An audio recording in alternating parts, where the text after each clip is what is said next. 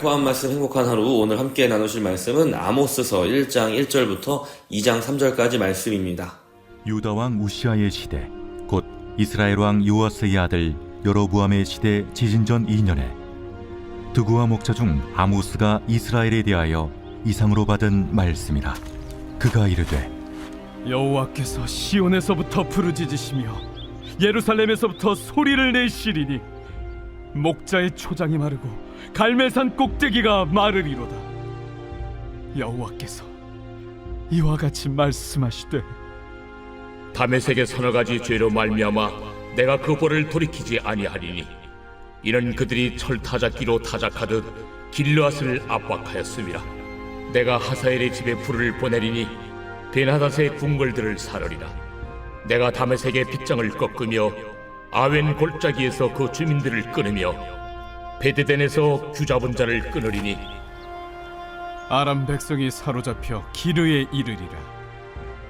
여호와께서 이와 같이 말씀하시되, 가사의 서너 가지 죄로 말미암아 내가 그 벌을 돌이키지 아니하리니 이는 그들이 모든 사로잡은 자를 끌어 에돔에 넘겼음이라.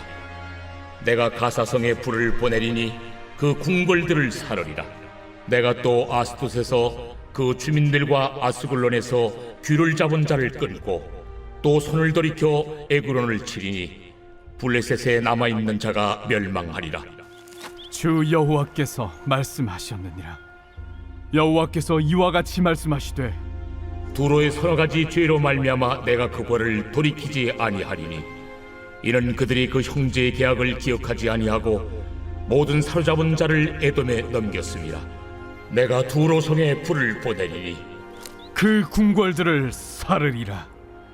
여호와께서 이와 같이 말씀하시되, 에돔의 서너 가지 죄로 말미암아 내가 그 벌을 돌이키지 아니하리니 이는 그가 칼로 그의 형제를 쫓아가며 궁유를 버리며 항상 맹렬히 화를 내며 분을 끝없이 품었음이라.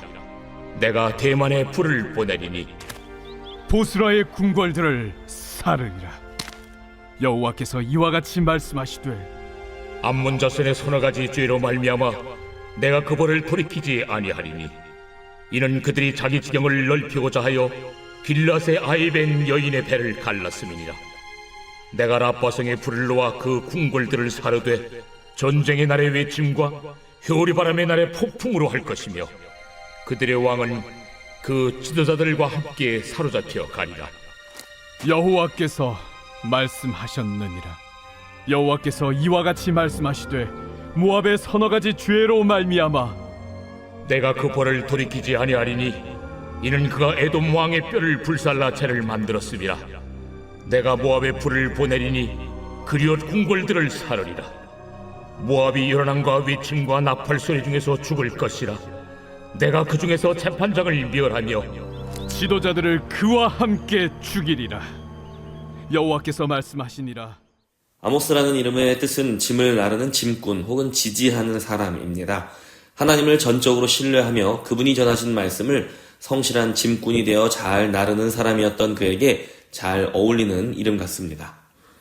아모스는 선지자로 훈련받은 사람이 아니라 평범한 목자이며 뽕나무를 재배하던 사람이었습니다. 그러나 하나님께서 그를 북이스라엘에 하나님의 말씀을 전하라고 부르셨고 그는 그 부르심에 순종하여 하나님의 말씀을 전하는 사람이 되었습니다. 아모스가 활동하던 시기는 남유다와 북이스라엘이 모두 안정과 번영을 누리던 시대였습니다. 당시에는 내부적인 문제들로 아시리아와 같은 이스라엘 주변의 초강대국들이 세력을 과시할 수 없던 형편이었고 덕분에 남유다의 우시아 왕과 북이스라엘의 여로보암 2세는 세력을 확장할 기회를 얻었습니다. 주변 국가들을 정복하여 영역을 확장하고 무역로를 통제하여 물질적인 부를 누릴 정도였습니다.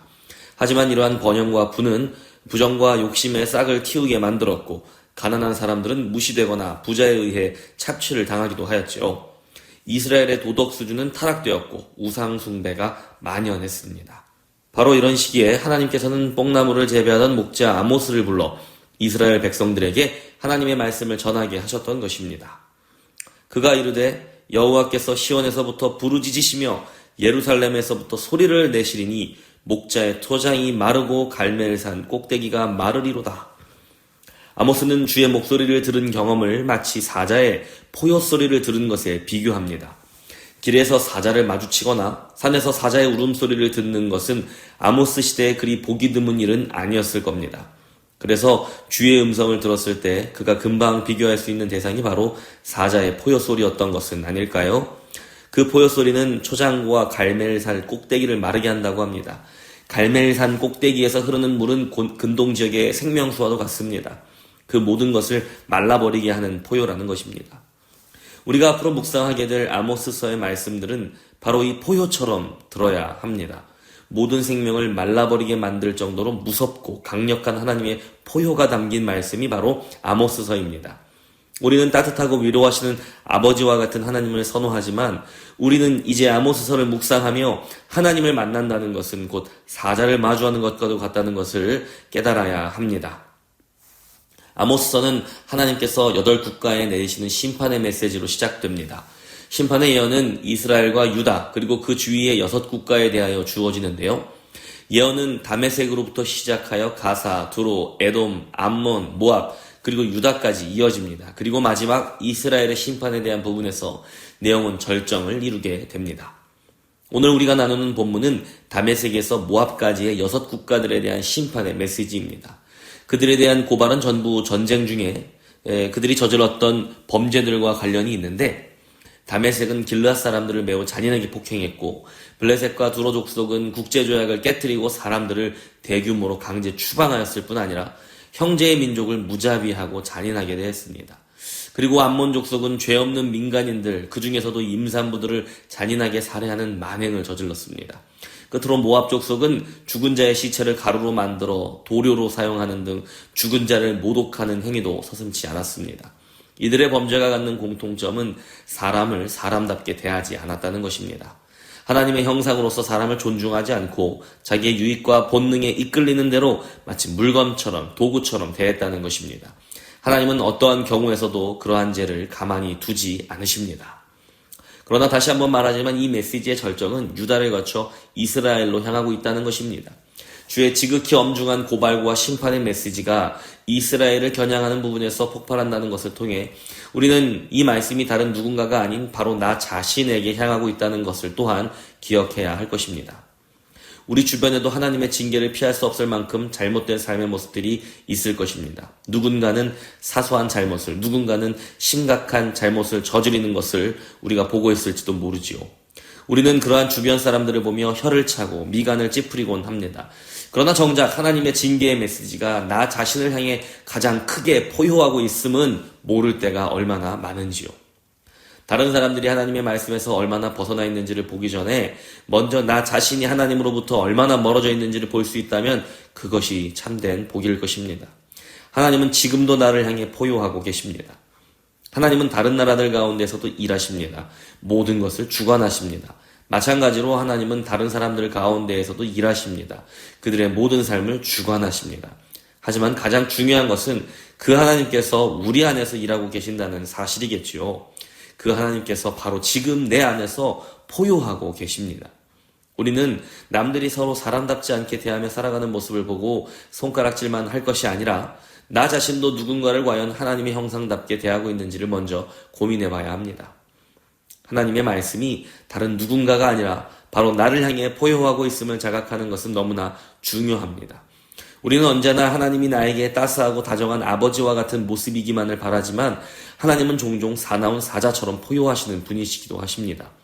그분의 사랑과 공평과 정의가 우리 삶에서 나타나지 않을 때 혹은 그것과 정반대의 모습이 나타날 때 하나님은 언제든 무서운 사자와 같은 모습으로 우리 앞에서 포효하십니다. 우리가 반드시 그 길에서 돌아서야 하기 때문입니다. 오늘 우리에게 주시는 하나님의 말씀을 성난 사자의 포효 소리처럼 받으십시오.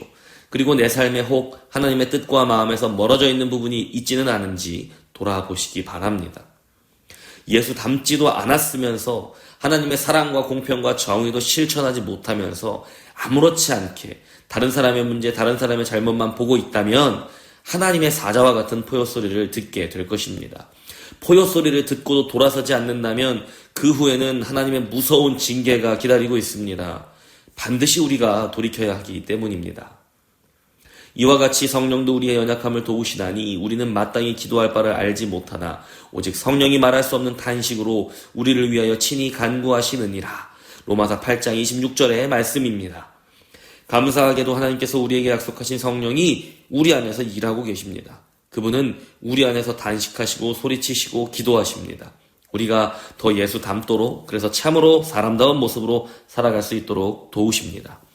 오늘 우리에게 주시는 말씀에 다시 한번 귀를 기울이시고 우리를 향해 포효하시는 하나님의 말씀을 삶 가운데에서 실천할 수 있기를 축복합니다. 오늘도 두렵고 떨림으로 하나님의 포효를 듣습니다.